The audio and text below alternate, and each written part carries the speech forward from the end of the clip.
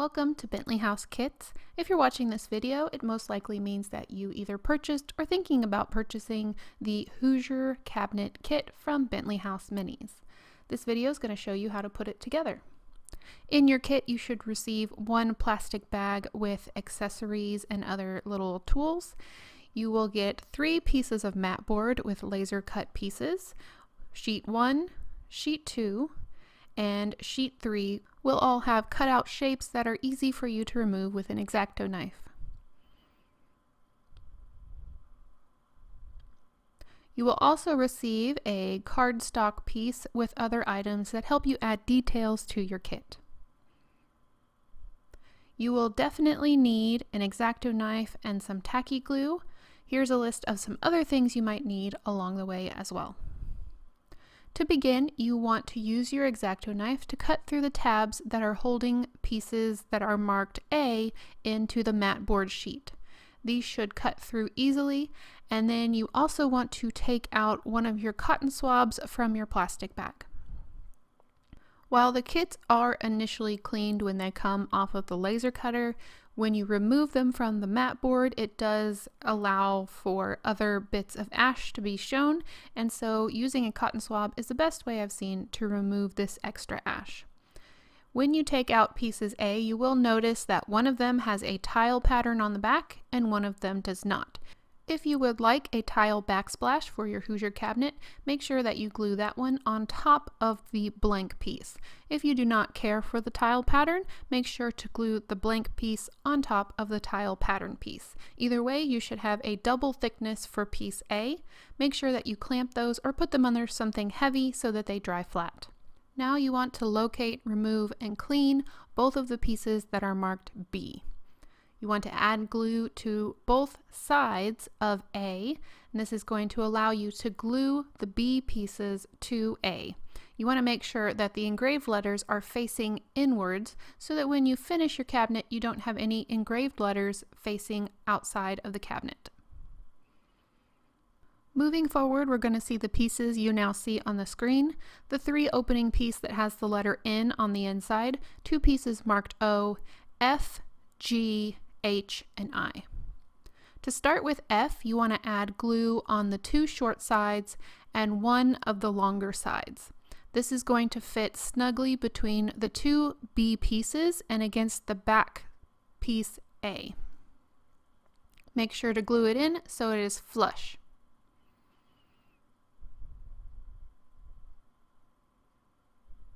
After this is done, you're going to pick up piece I. I is actually going to be the shelf inside your cabinet, and you can place it anywhere you like on the left side of the lower cabinet. I kind of put it in the middle there. It is actually going to be the spacer for my next piece, so it's important to put this piece in. I put glue on 2 sides and tried to make it as straight as possible. Once that is glued in, I can grab piece H. This is going to be my center divider between the 2 lower sections of the cabinet. I'm adding glue onto piece I that it will touch, and then also onto the sides of H that will touch the original cabinet that we just put together. I'm going to eye this and make sure that it is straight up and down as possible. Now I'm going to be taking the 3 opening piece and I want to cut out the interior pieces. I'm going to make sure and keep the interior piece that's marked with N. The 2 other opening pieces, you can get rid of those. If you have any tabs that are sticking up, it might be a good idea to sand these down, especially in the drawer openings where you want the pieces to move in and out smoothly. This piece is going to fit flush on the front of the cabinet, but before we can attach it, we need to flip it over on the back side so that the drawer openings are on the left. Both of the pieces marked O are going to be glued just underneath the drawer opening. This is the platform that the drawer is going to sit on and slide in and out. It needs to be a 1/16 inch from the edge where you see my thumbnail, and I'm going to glue both of those on just underneath the drawer opening, a 1/16 inch from the left edge. Piece G is going to be the top of our cabinet. It's going to be glued on the back of this piece, again a 1/16 inch from the edge on both sides. I want to let this dry so that the pieces are as perpendicular as possible. After this is dry, we are going to insert it into the cabinet. It's a good idea to do a dry fit before you add the glue. Once you're sure that it is correct, add the glue to any of the pieces that are going to end up touching. The pieces marked O should fit snugly in the opening, and the piece that is marked G should fit right on top of H, which we previously put into the cabinet. H is going to be a support for the upper part of G. Push down, make sure that it is flat against H. If you need to adjust any of the pieces that were marked O, you can use a long, skinny tool to stick it inside and make sure that they are as straight as possible. Next, we will need piece L and two pieces marked C. C needs to go in the center of your cabinet, and it will be lined up with the jut out that you see in piece B. So the corner of C should match up with the jut out on piece B. Glue it so that the engraved letter C is facing inwards, and then clamp while it dries. You're going to do this for both sides of the cabinet. Once those pieces are dry, I'm going to insert piece L just underneath both pieces marked C. To do this, I'm going to add glue to both of the short sides and one long side. This is a good time to use tweezers, and I am going to slide this piece in underneath the pieces I just glued in. This is going to create an 1/8 inch gap just above the cabinet top that we previously glued in, and this is what we want. As I'm sliding in these pieces, I am being careful to make sure that it stays tightly up against the bottom of piece C and goes all the way back against piece A.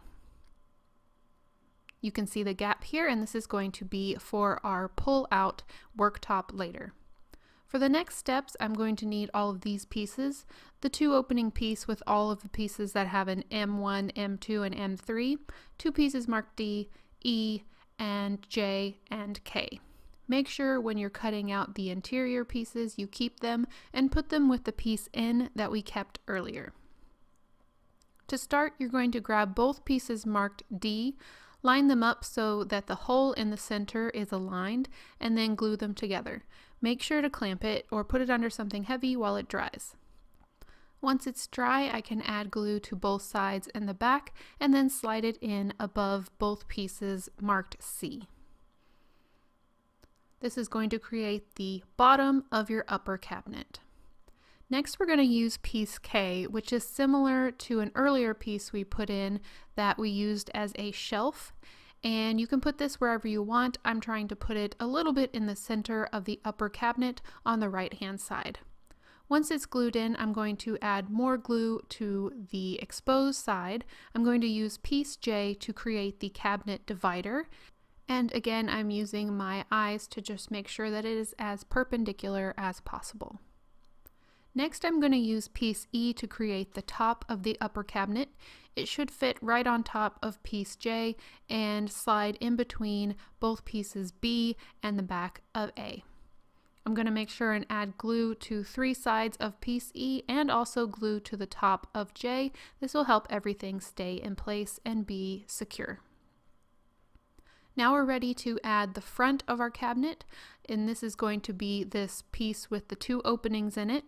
I'm going to add glue to all the exposed edges that will touch the face of the cabinet, and then glue it on, making sure all the sides are flush. Now we've completed the upper cabinet.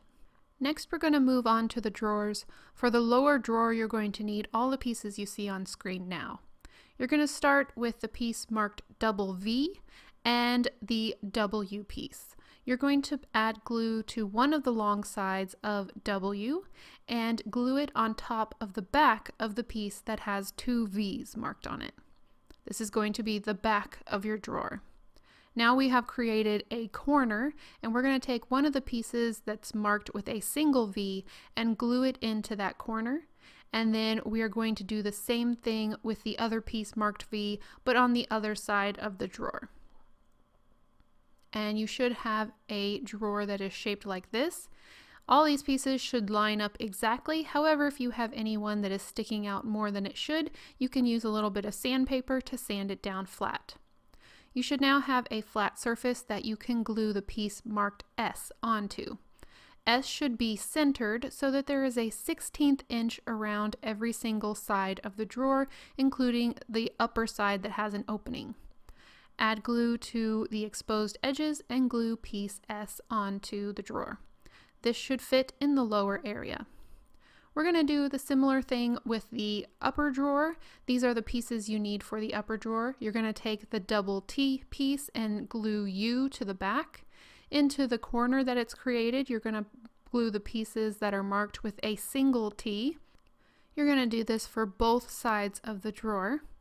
Once that's complete, they should all match up, but if you have any of the extra sticking out, again, you can sand it so that it's flat, so that you have a surface to glue R, which once again is centered so that there's a 1/16 inch all the way around the edge, and it should fit perfectly in that upper section. To create the cabinet doors, you're going to need all the pieces you see on screen now. All of the M's above are going to correlate with the letter that is below it. And then Q is going to go with N, and you'll see how that goes together. You're going to need one of the sewing pins that comes from the plastic bag that you received with your kit. Pick up the coordinating shapes and then turn them so the engraved letters are facing inwards. Now you need to take the sewing pin and put it through the hole that is on each shape. This will help you line up the shapes so that the cabinet doors are put together correctly. Once it's put together, you should see a 1/16 inch around the outside. And the pin, as you can see, goes all the way through both pieces. Once you know that it's put together correctly, you can add glue and then again slide it down the pin so that the two pieces touch and glue together. Once you're happy with it, make sure you take the pin out before it all dries so that the pin doesn't get stuck in the door. I'm going to do this for each and every cabinet door, making sure that I line them up correctly with the sewing pin.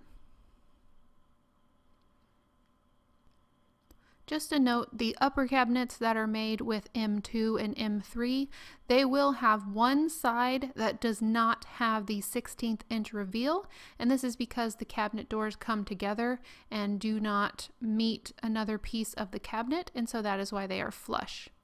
But everything else should have a 1/16 inch reveal around it. Once those are done, I'm going to take my sandpaper and sand down the edges. I'm just doing this to round it out. If you like having a sharper angle to your cabinet doors, you don't have to do that step. Now I'm making sure they all fit inside the openings, which they should because they came from pieces that were originally cut from the openings. Now we're going to work on the feet. You're going to need all the pieces that have a lowercase d next to it and all the pieces that have a lowercase e. Each leg is going to be made of a D and an E piece glued together. You want to make sure that you glue the lowercase e piece onto the back of D.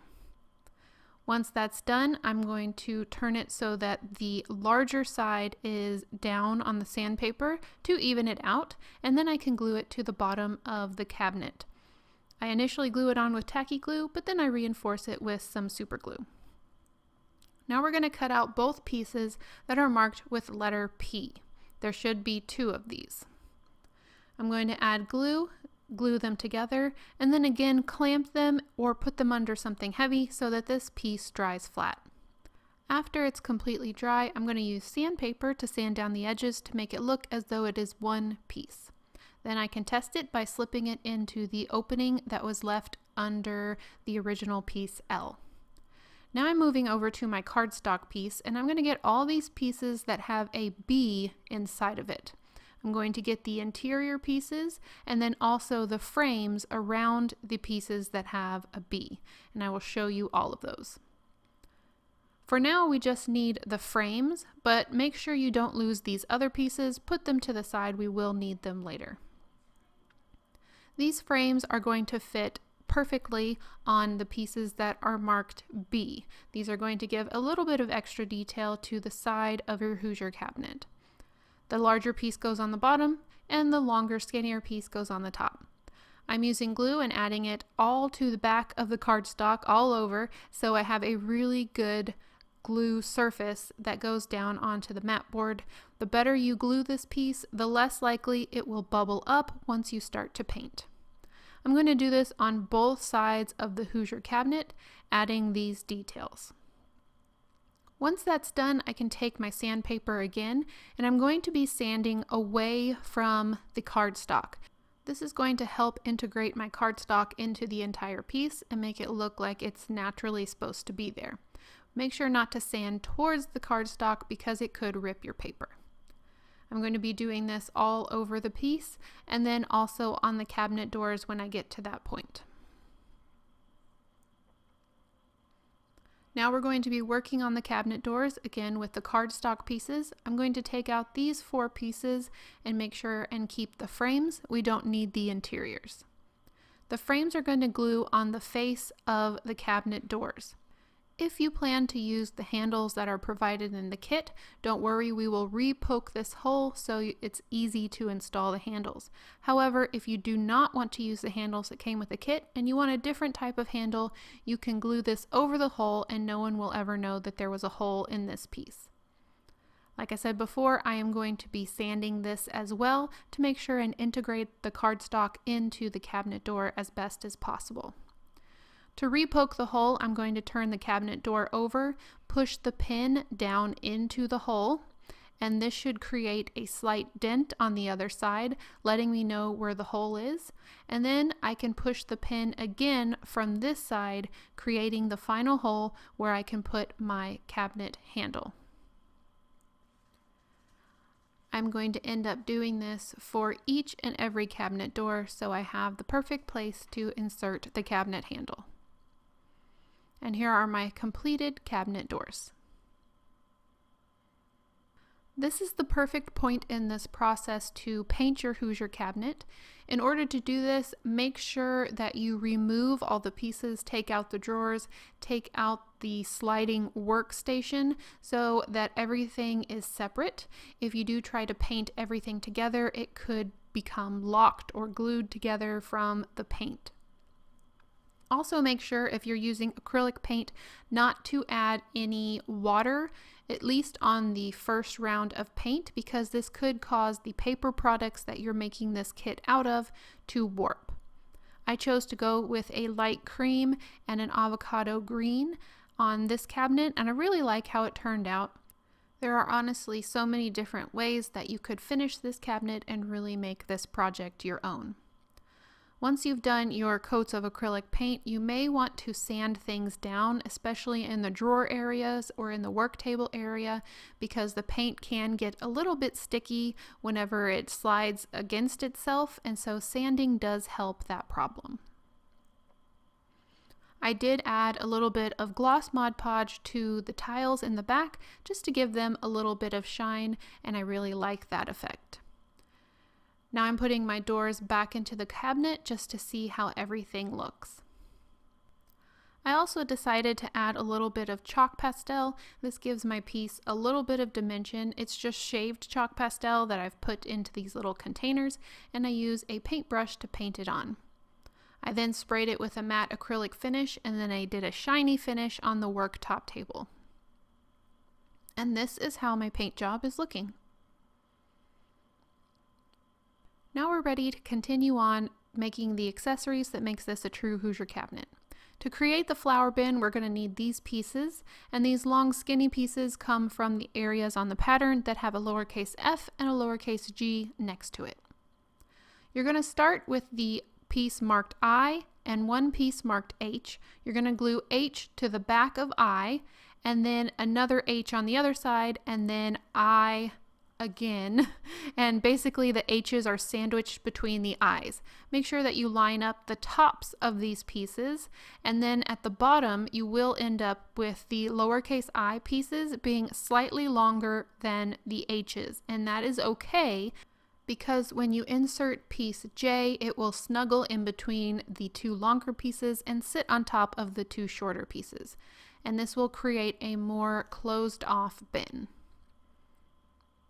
Now we need to create the top of the bin using the two longer pieces and the two shorter pieces. You want to stand them up on the skinny side and create a frame with these pieces. Again, the shorter pieces are going to be sandwiched in between the longer pieces, creating a rectangle. I just make sure I line it up on my work mat so that they have 90-degree angles. While that dries, I'm going to go ahead and sand the top of the flower bin to make it as flat as possible. This is going to create a better seam when I add the rectangle frame on top of the flower bin. Now that that's done, we need to create the nozzle that the flower would ultimately come out of. On the cardstock sheet, you're going to remove this really long angled piece. Along with this piece, you're also going to need the Q-tip or cotton swab that comes out of the plastic bag.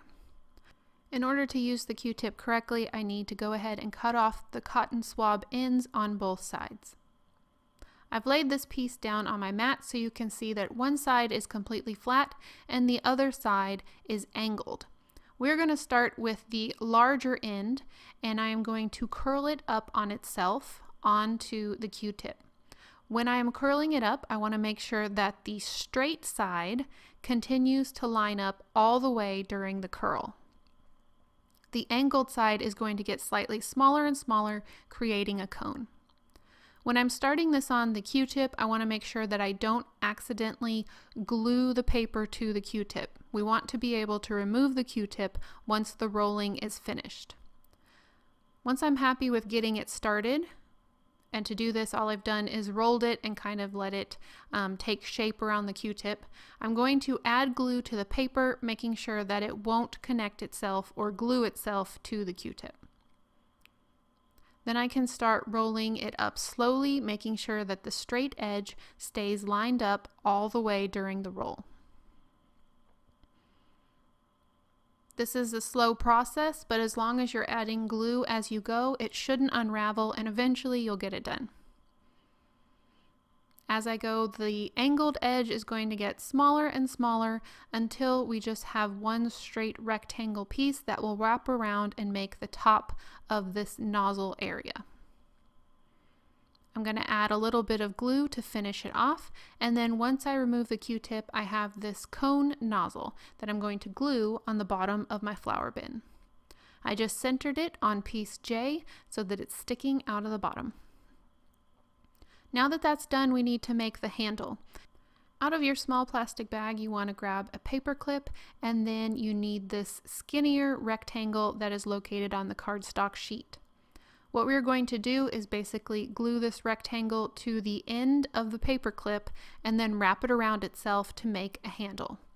Before I glue the paper clip, I am making a small, it's about a 1/4 inch, maybe a little more than a 1/4 inch bend in the paper clip with a pair of tweezers, and then I'm bending it into this Z shape. This is just a little bit easier to do before you wrap the paper around it.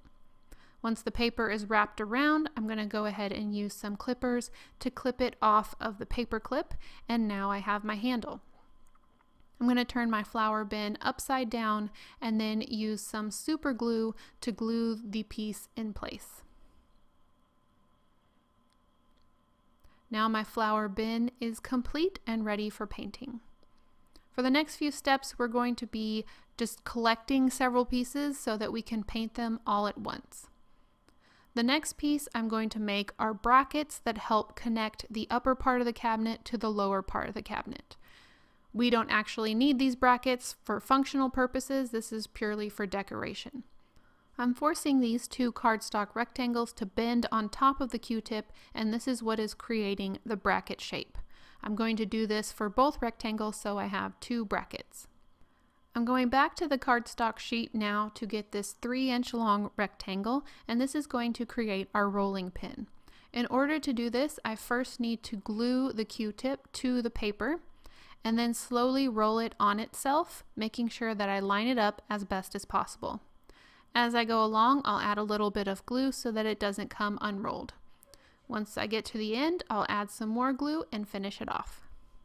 Then I can snip the Q-tip ends off to make it look like handles on either end, and that piece is ready to go. Now I need this circular piece, these 2 short rectangle pieces, and these 2 C-shape brackets. These 2 brackets don't need anything done to them before they're painted, so I'm going to put them in our to be painted pile. But these 2 skinny rectangles need to be glued together. I'm just using tacky glue to put these together, and I'll put them off to the side. In the circle, I need to cut out these smaller circles, and I want to save those because they're going to become the lids to our jars. Once that's done, I can insert the two pieces I previously just glued together. They should fit perfectly in the square that's in the middle of the circle. And now I'm going to let this piece dry. These two pieces are what we're going to work with next, and I'm still saving these, making sure I don't lose them. I'm going to cut out these individual circles. Each of these are going to be glued together to make a double thickness, and so I have 12 circles that are going to be glued together to make 6 circles. I also need these sewing pins, which are going to be what I make my handles out of. I'm using one sewing pin, cutting it to the length that I want my handle to be, and I use this paper so that it didn't fly away. Make sure to keep the extra bits of the sewing pins in the plastic bag because you might want to add some more details with them later. Here is where I am adding a double thickness of these little circles. These are what's going to be our handles, and I'm just adding glue to one, and then I'm using the toothpick to pick up another one and glue it on top. To attach the sewing pin top to the little circles, I'm going to add a tiny bit of tacky glue to the back of the circle, and then I'm dipping the sewing head pin in super glue, and then I will connect them together, being very careful with a set of pliers. This will cause an instant connection by using these two different glues, and then I don't have to worry about the pin not staying up or falling off of the circle. I've done this to create 6 handles. Now we're going to create the hinges. For this, I'm going to need this little brown scrap of fabric. You can always use a different type of fabric, but in your kit you should find brown fabric. What we're going to do is cut out these shapes and then glue them onto the fabric. This is going to strengthen our hinges. Even though they're not real hinges using metal, the fabric is a little bit stronger than paper and will cause the hinges to last longer. Once they're glued onto the fabric, I'm going to use some very sharp fabric scissors to cut them out, and then I'm going to use my X-Acto to cut out in between the V shapes. I'm going to do this for each and every one for a total of 8 hinges. Now that I'm done, I'm organizing them into piles of what I need to paint them. So the metal pieces I'm putting off to the left, and then the circles are going to be painted a different metal, and then there's wood pieces, and I can't forget the handles. So just kind of organize what you want to paint. I ended up going with a bronze metallic color for a lot of this, and I really like how it turned out, even though it probably wasn't historically accurate, but you can do whatever you like. I'm going to glue the flower bin up under the left-hand cabinet, and then the brackets are going to go on either side of the cabinet, and they're going to look like they're connecting the top section of the cabinet to the bottom section of the cabinet. I used a sharp tool to push into the paper to make it look like there were little nail holes. Now using some tacky glue to put the handles into the drawers and the cabinet doors. And this is actually a really easy process and worked really well with the tacky glue. Now that that's done, we need to work on this little jar holder. In your little plastic bag, you should have 2 1.5-inch long glue sticks, and this is what we're going to create the jars out of. Use your X-Acto knife to cut them apart in 1/2-inch segments so that you have a total of 6 segments from the hot glue stick. I want to try something that my subscribers suggested to me, and make sure that you do this extremely safely with a lot of caution. I used a candle to heat up a spoon, and then I just gently rubbed the edge of the hot glue sticks because I wanted a more round edge on the glue stick itself. This did work, but I did feel like the spoon got pretty hot doing this, so make sure you use caution. I did this on each piece to create a rounded jar look, and then I used tacky glue to glue the circles on top to create lids. Each piece can now be inserted into the circular holder, and while it is a pretty snug fit, some of them can be a little looser. What I like to do is add some super glue inside to the back of the jars so that you can't see it, and let that dry, and that will hold them in place. Then I'm going to insert that same square stick that we created into the hole that is in piece D. Using super glue helped that stick pretty fast. I'm now adding in the brackets for the rolling pin. To do this, I put the rolling pin on the countertop, and that let me know how far apart the brackets needed to be. Once those were dry, I could glue the rolling pin itself to the brackets, although that's not necessary if you want to make sure that you can take it off later. To make the hinges, I want to replace the door into the hole. I'm going to hold one side of the hinge on top of the door and then use my fingernail to bend it and shape it to the cabinet. Once that's shaped, it ends up kind of like a Z shape. I want to take the door off of the cabinet, and then I am going to attach the hinges while it is off of the cabinet. I highly suggest super glue for this. I did use tacky glue and it ended up coming off, so super glue is your safest bet. I'm going to glue the hinges to the door, and then once that's dry, I can add my little push marks so it looks like there's nails in them. I just use a sharp tool for that. Once that's dry, I can add the door back onto the cabinet and use super glue to attach the other side of the hinge to the cabinet itself. I did that for each door, and now they function.